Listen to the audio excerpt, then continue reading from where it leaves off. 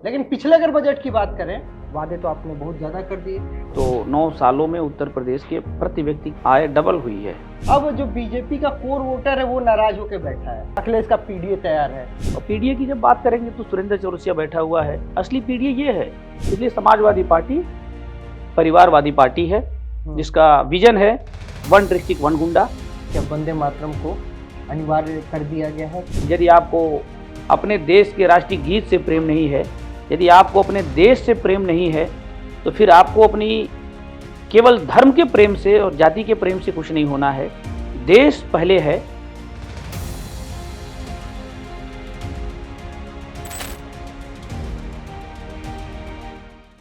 नमस्ते, मेरा नाम है ब्रजेश तिवारी और आपका फिर से एक बार स्वागत है बतकही चौक पे। बतकही चौक पे बतौर मेहमान हमने इस बार बतकही करने के लिए अपने ही क्षेत्र से रामपुर कारखाना देवरिया से विधायक सुरेंद्र चौरसिया जी को बुलाया। बहुत बहुत स्वागत है आपका। बहुत धन्यवाद आपको। चूंकि बजट का समय चल रहा है, सदन में बजट की चर्चाएं हो रही है। कल बजट पेश हुआ 9,12,000 करोड़ का। सब ऐसा है कि चर्चा ये है कि कल पाकिस्तान में भी चर्चा हुई, भाई ये तो हमारे बजट से भी ज्यादा है। लेकिन पिछले अगर बजट की बात करें तो उसका मात्र 45% ही बजट खर्च हो पाया है। वादे तो आपने बहुत ज्यादा कर दिए।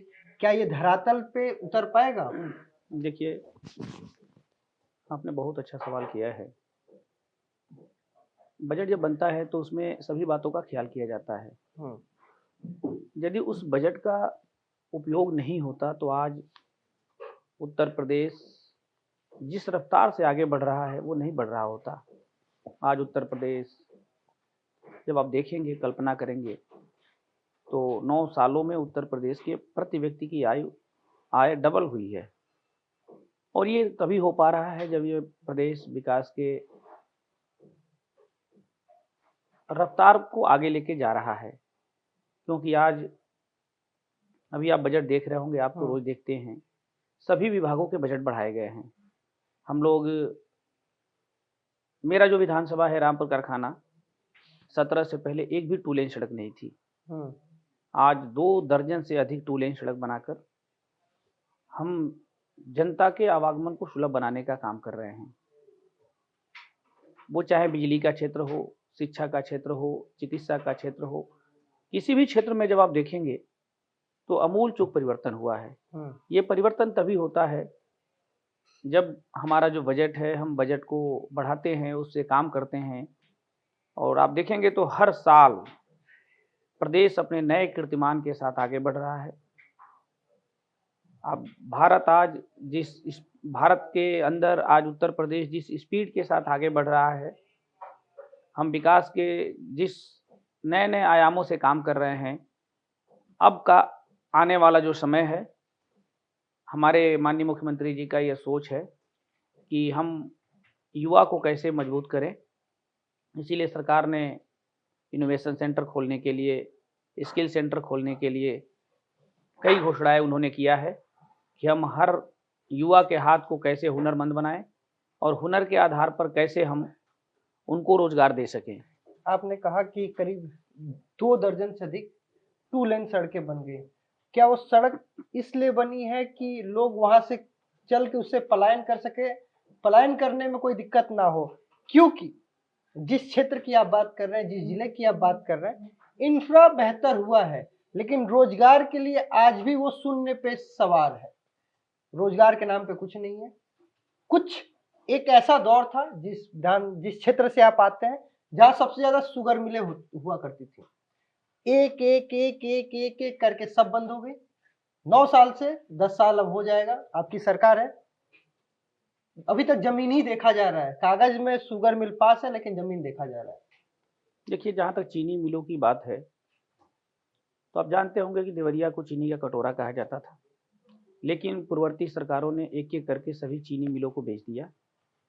बेचने के बाद वो मामला सुप्रीम कोर्ट में चला गया और सरकार भी ये प्रयास कर रही है कि सुप्रीम कोर्ट से मामला जो ही उसका निराकरण हो, तुरंत एक नई शुगर मिल लगाने पर सरकार का विचार है।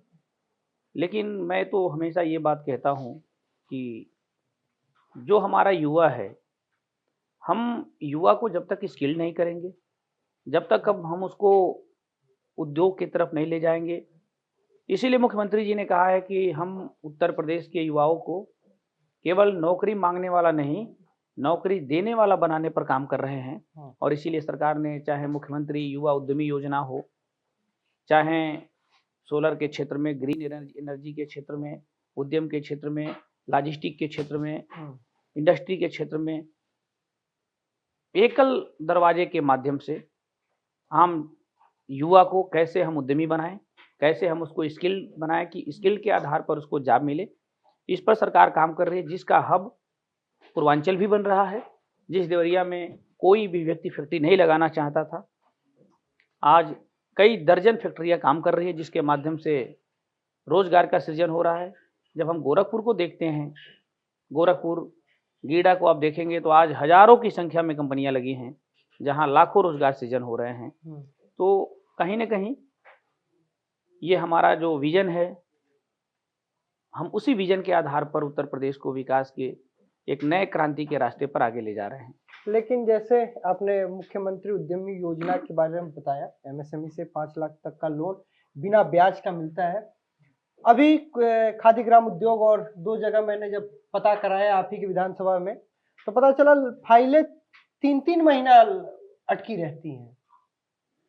विजन है एक तरफ काम करने का, सुविधाएं दी जा रही हैं, लेकिन फाइल लटकाना क्या है? यानी जो प्रशासन है वो बात सुनने को तैयार नहीं है, या फिर वो इम्प्लीमेंट नहीं करना चाहते, या वही नहीं चाहते विकास हो। क्या आपको लगता है कि जनप्रतिनिधि आप हैं, आप ज्यादा ज्यादा पॉलिसी बना सकते हैं, इम्प्लीमेंट कराने वाला इम्प्लीमेंट ही नहीं करा रहा है? ये सही है कि कुछ विषयों पर सरकार जो काम करना चाहती है, कभी कभी उसमें कोई छोटी बड़ी समस्याएं आती हैं, लेकिन सरकार का यही काम है कि प्रशासन की जो कमियां रहे, जो नाकामियां रहे, उसको सुधारते हुए हम एक नए विकसित उत्तर प्रदेश की संकल्पना पर काम कर रहे हैं। तो आप देखेंगे तो कल और आज में काफ़ी अंतर है, और हम उसी अंतर के साथ नए युवाओं को जोड़कर और एक नए रास्ते पर आगे बढ़ रहे हैं। लेकिन आपका देवरिया मजार टूटने पे ज्यादा खुश होता है। उसे एमएसएमई से कुछ नहीं लेना देना है, उसे रोजगार, शुगर मिल, उसे कुछ नहीं करना है। देखिए उसे मजा आता है रोजगार, अरे मजार टूट रहा है। देखिए, इस देश में हर तरह के विषय आते रहेंगे। जहाँ भी कोई असुविधा आएगी, चाहे वो मजार, चाहे जो भी गलत जगह पर बनेगा, तो वो विषय आएगा, तो वो काम प्रशासन का है। प्रशासन अपना समय समय पर काम करती है। विकास जब भी होते हैं तो विकास के रास्ते में जो रुकावटें आती हैं वो हटती हैं। लेकिन इन सब झंझावटों के बाद भी आज हम विकसित उत्तर प्रदेश की संकल्पना पर काम कर रहे हैं, जिसका जीता जागता उदाहरण है कि आज उत्तर प्रदेश में 47 लाख से ज़्यादा छोटी बड़ी इकाइयाँ एमएसएमई के तहत चल रही हैं, जिससे करोड़ों रोजगार उत्पन्न हो रहे हैं। वो रोजगार उत्तर प्रदेश का युवा ही पा रहा है। और आने वाले समय में आप देखेंगे तो योगी आदित्यनाथ जी के नेतृत्व में हम जिस संकल्प के साथ काम कर रहे हैं, हमारा विजन इंफ्रास्ट्रक्चर का डेवलपमेंट है, जिसके माध्यम से हम हर युवा के हर हाथ को हुनर और हर हाथ को काम कैसे दें, इसके बिना किसी भी देश प्रदेश का विकास नहीं हो सकता। और हम लोग जहाँ से आते हैं, देवरिया से, रामपुर कारखाना से, जहाँ की महान जनता ने मेरे जैसे एक सामान्य कार्यकर्ता को विधानसभा में भेजा है, इसलिए हम सबकी भी नैतिक जिम्मेदारी है कि जो हमारा युवा है, हम उसके डेवलपमेंट के लिए काम करें। और एक एक करके आप देखेंगे तो हम लोग उस पर काम कर रहे हैं। आने वाला समय उत्तर प्रदेश का जो आबादी हमारा है, एक बड़ी आबादी, लगभग 60% युवा है, जो हमारी ताकत है। उसी ताकत के दम पर हम उत्तर प्रदेश को विकसित प्रदेश बनाने की ओर आगे बढ़ रहे हैं। आपके देवरिया से एक आग और पिछली बार जब सदन के दौरान लगी, दिसंबर का आखिरी सप्ताह था, लिट्टी चोखा भोज बुलाया गया कुशीनगर के पीएन पाठक की तरफ से, और वो आग ऐसी रही कि पूरा जनवरी ब्राह्मण नाराज है, ब्राह्मण की बैठक क्यों नहीं हो सकती। उसके बाद यूजीसी का बम। ऐसा नहीं लगता कि अब बीजेपी के लिए, चूंकि आप आते हैं जहां से, वहां पे बहुत ग्रामीण क्षेत्र के लोग हैं, ग्रामीण क्षेत्र ज्यादा है, लेकिन अब जो बीजेपी का कोर वोटर है वो नाराज होकर बैठा है। उनको कैसे मनाया जाएगा? और दूसरी तरफ अखिलेश का पीडीए तैयार है। देखिए, आज भारतीय जनता पार्टी से कोई नाराज नहीं है। जनता जब अपना वोट देती है तो वो चाहती है कि हमारा डेवलपमेंट हो। और जहाँ तक विधायक जी लोगों के भोज की बात है, तो ये जब भी विधानसभा चलता है तो ऐसे अनेकों आयोजन होते रहते हैं। लेकिन उसे विधायक अनुशासनहीनता बता दिया गया था। विधायक आपस में बैठते हैं, अपने विषयों पर चर्चा करते हैं, और ये विषय बहुत ऊपर तक है। ये हम लोगों के लेवल से ऊपर की बात है। लेकिन मेरा ये मानना है कि हर विधानसभा के सत्र में 10-20 विधायक आपस में बैठते रहते हैं, चर्चाएं होती रहती हैं। अब इसे किसी माध्यम से कोई तूल दे दिया तो वो अलग विषय है। और जहाँ तक अखिलेश जी की पीडीए की बात है, तो इन सब बिंदुओं से, इन सब मुद्दों से प्रदेश बहुत आगे आ चुका है। और पीडीए की जब बात करेंगे तो सुरेंद्र चौरसिया बैठा हुआ है। असली पीडीए ये है, इसका कोई नेता नहीं है। जिस समाज का कोई नेता बन नहीं पाता था, आज भारतीय जनता पार्टी एक सामान्य से कार्यकर्ता को उठाकर विधायक बनाती है।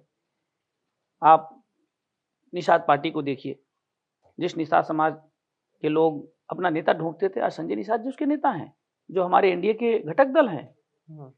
तमाम ऐसे, आप मोहन यादव जी को देखिए, आज हमारे मध्य प्रदेश के मुख्यमंत्री हैं। एक अभी हमारे राष्ट्रीय अध्यक्ष जी को देखिए, नितिन नवीन जी को, माननीय नितिन नवीन जी को।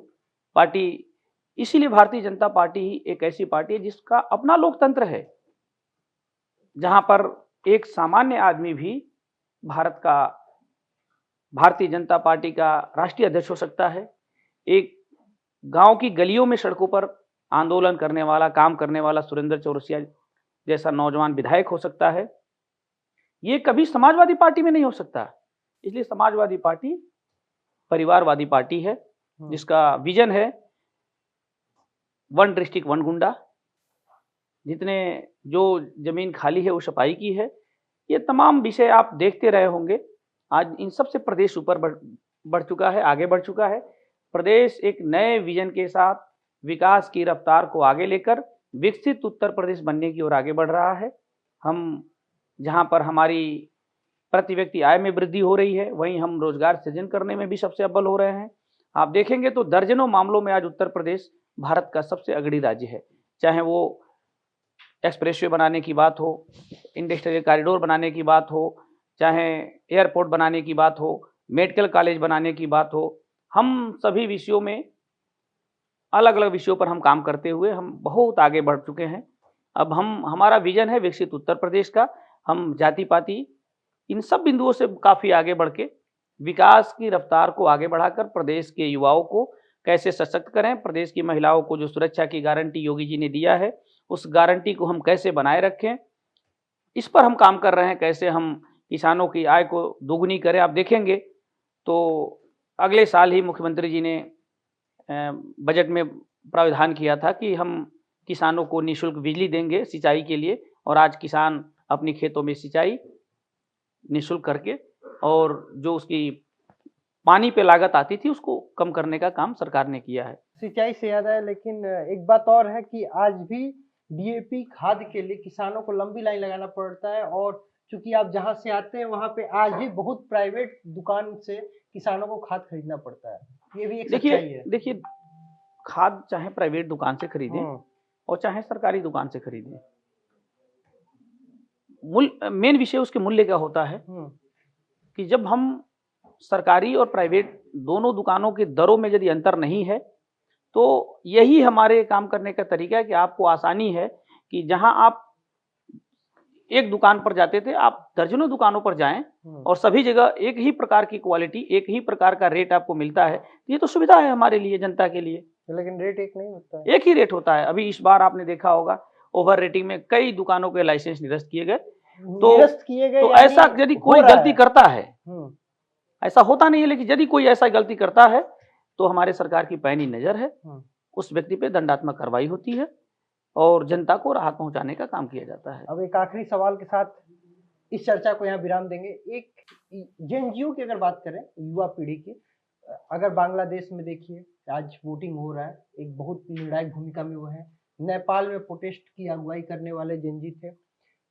उत्तर प्रदेश का युवा कहा जाता है अधिकतर भटका हुआ है। कुछ ज्यादा नेता, मंत्री, विधायक, जिला पंचायत अध्यक्ष, ब्लॉक प्रमुख, ग्राम प्रधान इसी में युवा नेताजी, आज माननीय मंत्री जी के साथ, आज माननीय विधायक जी के साथ रहने का सौभाग्य प्राप्त हुआ।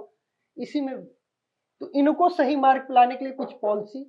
देखिए, जहाँ तक युवा की बात है, मैंने पहले ही आपसे कहा था कि उत्तर प्रदेश में 60% युवा रहता है और वही हमारी ताकत है। हम उसी ताकत को सही रास्ते पर ले जाकर हम उसके स्किल्ड के लिए काम कर रहे हैं, हम उसके हुनर के आधार पर काम के लिए प्रयास कर रहे हैं कि कैसे हम हुनरमंद बनाकर हम उसको सही रास्ते पर ले जाएं। उत्तर प्रदेश का युवा सही रास्ते पर है, भटका हुआ युवा नहीं है। भटका हुआ रहता तो आज देश के साथ खड़ा नहीं होता। उत्तर प्रदेश का हर युवा देश के राष्ट्रवाद के साथ खड़ा है, प्रदेश के विकास के साथ खड़ा है और हम सब लोग मिलकर, अभी आप देखेंगे तो मैंने खुद ही युवा संवाद कार्यक्रम का आयोजन किया है, जिसमें हम अनेकों विषयों पर अपने युवाओं से चर्चा करेंगे। ऐसे ही हम छोटे छोटे माध्यमों से हम उनकी स्कैनिंग करते हुए उनकी शिक्षा के स्तर में सुधार करने के प्रयासों के साथ हम उनको स्किल्ड बनाते हुए उनके रोजगार की ओर आगे ले जाने का प्रयास कर रहे हैं। और सरकार का यही काम है कि सरकार प्रदेश के युवाओं को कैसे हुनरमंद बनाए और कैसे उनको हुनर के आधार पर काम दे, जिससे जब आदमी व्यस्त रहता है तो धीरे धीरे वो आगे बढ़ने के बारे में सोचता है। और सरकार जहाँ पर पहले और आज में काफी अंतर है। आज का खाली दिमाग शैतान के घर। आज का युवा विकसित उत्तर प्रदेश के लिए काम कर रहा है, विकसित भारत के लिए काम कर रहा है। भारत की राष्ट्रीयता के साथ जुड़कर भारत के गौरव गाथा कैसे आगे बढ़े, जिसका नेतृत्व आज भारत के माननीय प्रधानमंत्री मोदी जी कर रहे हैं, जिनके नेतृत्व में आप देखेंगे हम सबको याद है कि भारत का एक बेटा स्वामी विवेकानंद जी शिकागो जाते हैं और जब वहाँ से बोलकर वापस आते हैं पूरी दुनिया में भारत का डंका बजता है। और एक लंबे समय बाद फिर भारत का एक दूसरा नरेंद्र मोदी जी जो हमारे प्रधानमंत्री जी हैं, जब वो दुनिया के किसी देश में जाते हैं तब भारत माता का जय घोष होता है। तब ये महसूस होता है कि आज भारत का नेतृत्व सही हाथों में है और जिसका नेतृत्व माननीय प्रधानमंत्री नरेंद्र मोदी जी हैं, चाहे अमेरिका जाएं, चाइना जाएं, कनाडा जाएं, जहां भी जाते हैं तो मोदी और भारत माता की जय घोष होती है। यही हमारी सांस्कृतिक विरासत की जीत है कि दुनिया भर के लोग यदि भारत का जय घोष कर रहे हैं, भारत के डेवलपमेंट के साथ जुड़ रहे हैं, भारत को अपना आने वाले समय में भारत को आशा भरी निगाहों से देख रहे हैं, ये हमारी आने वाले समय की जीत है। हमारी आने वाले समय के अब एक नया पॉलिसी भी आ गया कि अब वंदे मातरम को अनिवार्य कर दिया गया है कि किसी माननीय के स्वागत में वंदे मातरम भी गाया जाएगा, लेकिन एक विरोध भी इसके साथ हो रहा है कि भाई क्यों थोपा जा रहा है। देखिए, जो हमारा वंदे मातरम हमारा जो राष्ट्रीय गीत है, जिसे स्वर्गीय बंकिम चंद्र चटर्जी जी ने गाया था, वो केवल एक गीत नहीं, भारत की आत्मा है। और हमारा यदि राष्ट्रीय गीत है तो उसको हर जगह गाया भी जाना चाहिए और इससे देश के किसी व्यक्ति को परहेज भी नहीं होना चाहिए, क्योंकि हमारा राष्ट्रीय गीत, हमारा राष्ट्रीय गान, ये दोनों भारत की एक ऐसी विरासत है, हमारा ऐसा हर व्यक्ति की आत्मा से जुड़ा हुआ विषय है। जब हम किसी आयोजन में जाते हैं, हमारा राष्ट्रीय गीत और राष्ट्रीय गान बजता है तो हमें अपने देशभक्ति का एहसास होता है, जुनून आ जाता है। ऐसे ही जब भी आप देखें किसी कार्यक्रम में जब ये दोनों बजते हैं, राष्ट्रगान और राष्ट्रगीत, तो मन में एक अलग भावना उत्पन्न होती है। तो मैं तो सरकार ने जो निर्णय लिया है, मैं उसकी बहुत ही प्रशंसा करता हूं कि सरकार ने आजादी के 70 से अधिक वर्षों बीत जाने के बाद भी जिसकी अनिवार्यता नहीं थी, सरकार ने इसे अनिवार्य करके एक बहुत बड़ा निर्णय लिया है कि यदि आपको अपने देश के राष्ट्रीय गीत से प्रेम नहीं है, यदि आपको अपने देश से प्रेम नहीं है, तो फिर आपको अपनी केवल धर्म के प्रेम से और जाति के प्रेम से कुछ नहीं होना है। देश पहले है और मेरी पार्टी का नारा भी है कि राष्ट्र प्रथम, पार्टी द्वितीय और व्यक्ति अंत में। पहले राष्ट्र, फिर पार्टी, फिर व्यक्ति। तो इसी प्रकार से देश के हर व्यक्ति के साथ पहले हमारा राष्ट्र है, फिर आपका धर्म, फिर आपकी जाति है। तो राष्ट्र के साथ खड़ा रहिए, जो राष्ट्र के साथ खड़ा नहीं रहेगा देश की जनता उसको जवाब देगी।